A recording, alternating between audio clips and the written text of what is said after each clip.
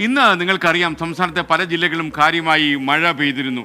അതിശക്തമായ മഴയുടെ പശ്ചാത്തലത്തിൽ 14 ജില്ലകളിൽ ഇന്ന് മഴ മുന്നറിയിപ്പ് വന്നിട്ടുണ്ട്. 8 ജില്ലകളിൽ ഓറഞ്ച് അലർട്ടും 6 ജില്ലകളിൽ യെല്ലോ അലർട്ടുമാണ് പ്രഖ്യാപിച്ചിരിക്കുന്നത്. ഇന്നലെ രാത്രി മുതൽ പെയ്ത കനത്ത മഴ ഇന്ന് പലയിടത്തും ഒരുപാട് മഴക്കെടുതികൾ ഉണ്ടാക്കി, നാശനഷ്ടങ്ങൾ ഉണ്ടാക്കി.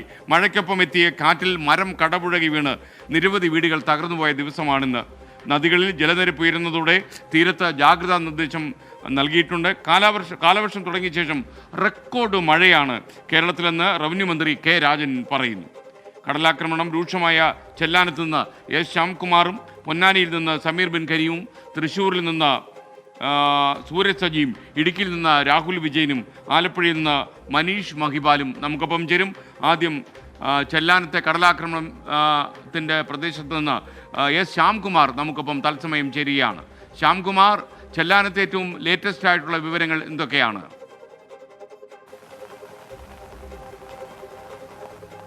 SKN വലിയ കടലാക്രമണമാണ് കണ്ണമാലി ചെല്ലാനം മേഖലകളിൽ അനുഭവപ്പെട്ടുകൊണ്ടിരിക്കുന്നത്. അവിടെ ഇപ്പോൾ വേലിയേറ്റത്തിന് അല്പം കുറവ് വന്നിട്ടുണ്ട്. ഇത് കടൽക്ഷോഭത്തിനും കുറച്ച് കുറവ് വരാനായിട്ട് ഇടയാക്കിയിട്ടുണ്ട്. പക്ഷേ കടൽ ഭിത്തി ഇല്ലാത്ത സ്ഥലങ്ങളിലൂടെയൊക്കെ ഇരച്ച് തീരത്തേക്ക് എത്തുകയാണ്. തീരദേശ റോഡിലടക്കം വെള്ളം കയറുന്ന ഒരു സ്ഥിതി ഉണ്ടായിരുന്നു. നമ്മളിപ്പോൾ ഈ നിൽക്കുന്ന മേഖലയിൽ നിന്ന് ഏകദേശം 500 മീറ്റർ മാത്രമാണ് കടലിലേക്കുള്ളത്. അവിടെ ഇപ്പോൾ നിയന്ത്രണങ്ങൾ ഏർപ്പെടുത്തി തുടങ്ങിയിട്ടുണ്ട്. കടൽ തീരത്തേക്ക് പോകുന്നതിന് ചെറിയ നിയന്ത്രണങ്ങൾ ഏർപ്പെടുത്തി തുടങ്ങുകയും ചെയ്തിട്ടുണ്ട്.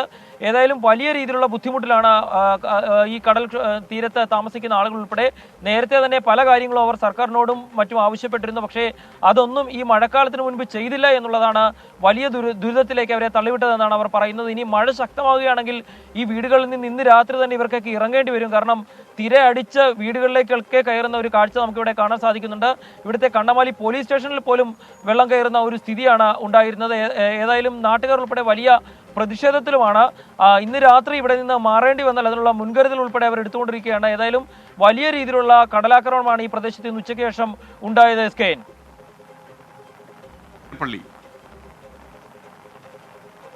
സമീർ ബിൻ കരീമിലേക്ക് പോകാം. പൊന്നാനിയിലെ അലിയാർപള്ളി ബീച്ചിൽ നിന്നാണ് നമുക്കൊപ്പം ചേർന്നത്. പൊന്നാനിയിലെ അവസ്ഥ എന്താണ്? കൂടുതൽ വിശദാംശങ്ങൾ പറയൂ.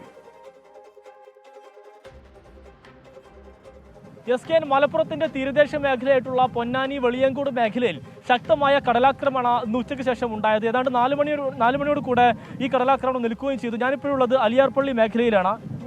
നേരത്തെ കടൽ കയറിയതിന്റെ ദൃശ്യങ്ങൾ നമുക്ക് കാണാൻ സാധിക്കുന്നുണ്ട്. ഇത് റോഡാണ്. പക്ഷേ ഈ റോഡാണെന്ന് മനസ്സിലാകാത്ത വിധമാണ് നിലവിൽ കടലാക്രമണം നേരത്തെ ഉണ്ടായത് എന്നുള്ളതാണ് നേരെ ശങ്കരകരമായിട്ടുള്ള ഒരു കാര്യം. നിലവിൽ പെരുമ്പടപ്പ് പഞ്ചായത്തിലെ അജ്മീർ നഗർ പാലപ്പെട്ടി മേഖലയിലും കടലാക്രമണം ഉണ്ട് എന്നുള്ളത് നമുക്ക് മനസ്സിലാക്കാനായിട്ട് സാധിക്കുന്നത്. നിലവിൽ പ്രദേശവാസി നമ്മോടൊപ്പം ചേരുകയാണ്. എന്താണ് നിലവിൽ ഇവിടുത്തെ അവസ്ഥ? അവസാനം ഒരുപാട് വീടുകളെല്ലാം പോയി കിടക്കാണ്. ഒരു പരിധി വെറും വിമർശനങ്ങൾ മാത്രമേ ഉള്ളൂ ഇവിടെ. അത് 8 മാസത്തോളമായി ഇത് തുടങ്ങിയിട്ട്. നിങ്ങൾ കാണുന്നില്ലേ, ഇപ്പോഴും എത്തിയിട്ടില്ല. കല്ലിട്ടവർ പറയുന്നത് പൈസ കിട്ടിയിട്ടില്ല, പേപ്പർ MLA ചെയ്ത് കൊടുക്കുന്നില്ല എന്നാണ് കല്ലിൻ്റെ. ഇന്നിപ്പോൾ ഇവിടെ എന്തൊക്കെയാണ് ഉണ്ടായത്? ഇന്ന് ഫുള്ള് വെള്ളത്തിൽ ഒരുപാട് വീടുകൾ ഇനി പോയിട്ടുണ്ട്.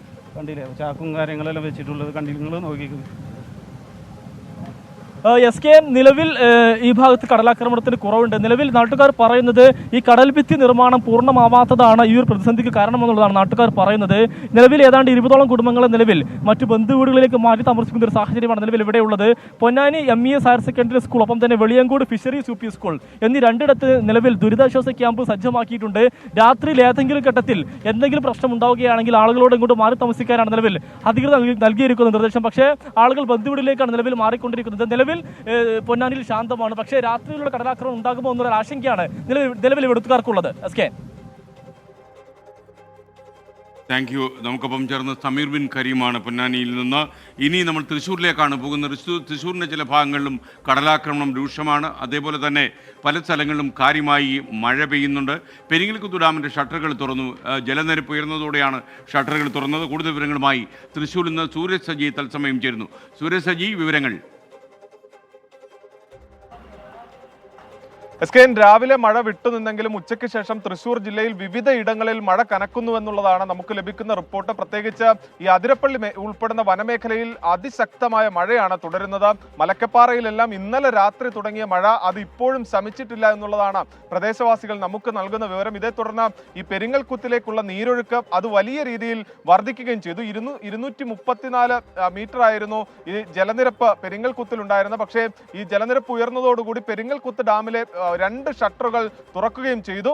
ചാലക്കുടി പുഴയിൽ ഇതിന്റെ ഭാഗമായിക്കൊണ്ട് തന്നെ വലിയ രീതിയിൽ ഈ ജലനിരപ്പ് ഉയരുന്നുണ്ട്. പക്ഷേ ആശങ്കപ്പെടേണ്ട ഒരു നിലയിലേക്ക് ഈ ജലനിരപ്പ് എത്തിയിട്ടില്ല. പക്ഷേ എന്നാൽ പോലും ഈ ചാലക്കുടി പുഴയുടെ ഇരു കരകളിലുമുള്ളവർ ജാഗ്രത പാലിക്കണമെന്നൊരു നിർദ്ദേശമാണ് ജില്ലാ ഭരണകൂടം മുന്നോട്ട് വെക്കുന്നത്. അതോടൊപ്പം തന്നെ ജില്ലയുടെ വിവിധ മലയോര മേഖലകളിൽ മഴ ശക്തമായി തുടരുന്നു. ഇനി തീരദേശ മേഖലയിലേക്ക് വന്നാൽ ചാവക്കാട്, ഏങ്ങണ്ടിയൂർ തുടങ്ങിയ മേഖലകളിലെല്ലാം ശക്തമായ കടലേറ്റം, കടലാക്രമണം രൂക്ഷമാവുകയാണ്. 3 വീടുകൾ, അതായത് ആളൊഴിഞ്ഞ വീടുകളാണ്, നേരത്തെ മാറി താമസിച്ച വീടുകളാണ്. അത് പക്ഷേ കടലാക്രമണ ഭീഷണിയിലാണ് ഈ 3 വീടുകൾ എന്നുള്ളതാണ് ഏറ്റവും പ്രധാനപ്പെട്ട കാര്യം. എപ്പോൾ വേണമെങ്കിലും ഈ വീട് തകർന്നു വീഴാവുന്ന നിലയിലാണുള്ളത്. അതോടൊപ്പം തന്നെ വിവിധ പറമ്പുകളിലേക്കും, അതായത് ഈ കടൽ തീരത്തോട് ചേർന്നുള്ള പറമ്പുകളിലേക്കടക്കം വെള്ളം കയറി തുടങ്ങിയിട്ടുണ്ട്. അവിടെ ഉണ്ടായിരുന്ന മത്സ്യബന്ധന വള്ളങ്ങളും വലകളും എല്ലാം മാറ്റി സുരക്ഷിതമായ ഇടങ്ങളിലേക്ക് മാറ്റിയിട്ടുണ്ട്. ഒരു അടിയന്തര സാഹചര്യം ഉണ്ടായാൽ ക്യാമ്പുകൾ ഉൾപ്പെടെ തുറക്കാനുള്ള മുന്നൊരുക്കങ്ങൾ നടത്തിയിട്ടുണ്ട് എന്നുള്ളതാണ് ജില്ലാ ഭരണകൂടം പറയുന്നത്. തൃശ്ശൂരിനെ സംബന്ധിച്ച് ഉച്ച തുടങ്ങി ശക്തമായ മഴ അത് തീരദേശ മേഖലയിലും തൃശ്ശൂർ ജില്ലയിലാകെയും തന്നെ തുടരുന്ന ഒരു സാഹചര്യമാണുള്ളത്. എസ്കേൻ,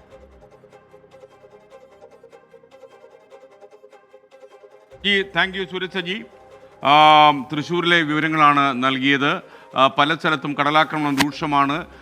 പല വീടുകളും തകർന്നു പോയിട്ടുണ്ട്. കരയിലേക്ക് കയറുന്ന അവസ്ഥ ചിലയിടങ്ങളിൽ ഉണ്ടെന്നും റിപ്പോർട്ട് ചെയ്യുന്നു. എന്തായാലും സ്ഥിതി കുറച്ച് രൂക്ഷമാണെന്നാണ് സുരേഷ് സജിയുടെ റിപ്പോർട്ടിൽ പറയുന്നത്. ഇനി ഇടുക്കിയിൽ ഇന്നലെ മുതൽ രാത്രി മുതൽ കനത്ത മഴയായിരുന്നു. ഇന്ന് രാവിലെ തന്നെ മഴ തുടരുകയായിരുന്നു. ഉച്ചയായപ്പോൾ മഴ കുറച്ച് മാറി നിൽക്കുന്നുണ്ടായിരുന്നു. എന്നാൽ വൈകുന്നേരം ആയപ്പോൾ വീണ്ടും മഴ തുടങ്ങി എന്നാണ് നമുക്ക് ലഭിക്കുന്ന വിവരം. രാഹുൽ വിജയൻ ഇടുക്കിയിലെ തൊടുപുഴയിൽ നിന്ന് നമുക്കൊപ്പം ചേരുകയാണ്. രാഹുൽ വിജയൻ, ഇപ്പോൾ എന്താണ് സ്ഥിതി? ഡാമിലെ ജലനിരപ്പിൻ്റെ അവസ്ഥ എന്താണ്? ജാഗ്രത പാലിക്കേണ്ട കാര്യങ്ങൾ വല്ലതും ഉണ്ടോ?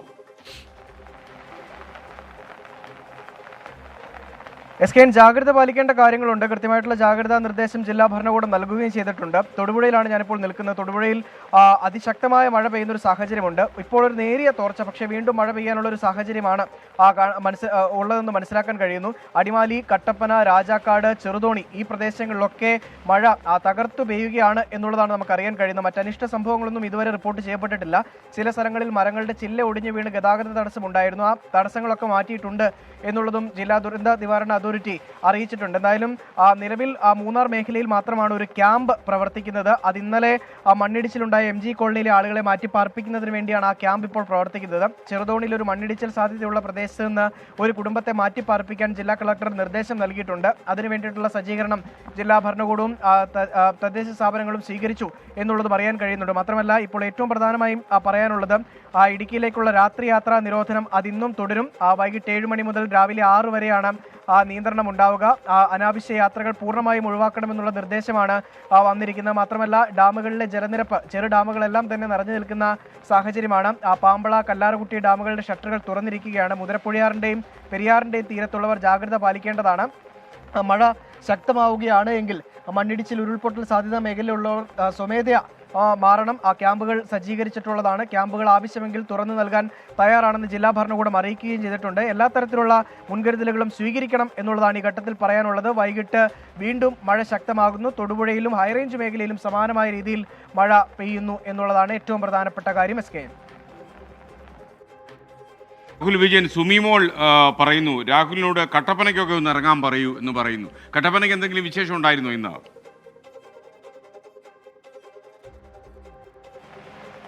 SKN, ഇന്ന് കട്ടപ്പനയിൽ കാര്യമായിട്ടുള്ള പ്രശ്നങ്ങൾ ഉണ്ടായിരുന്നില്ല. ഇന്ന് മൂന്നാർ ഭാഗത്തായിരുന്നു പ്രശ്നം ഉണ്ടായിരുന്നത്. എങ്കിലും നമ്മൾ കട്ടപ്പനയിൽ പോയിരുന്നു. ആ വഴിയാണ് തിരിച്ച് തൊടുപുഴയിലേക്ക് എത്തിയത് മൂന്നാറിൽ നിന്ന്. കട്ടപ്പന പോകാറുണ്ട്, പ്രിയപ്പെട്ട പ്രേക്ഷകർക്ക് മനസ്സിലാകുമല്ലോ.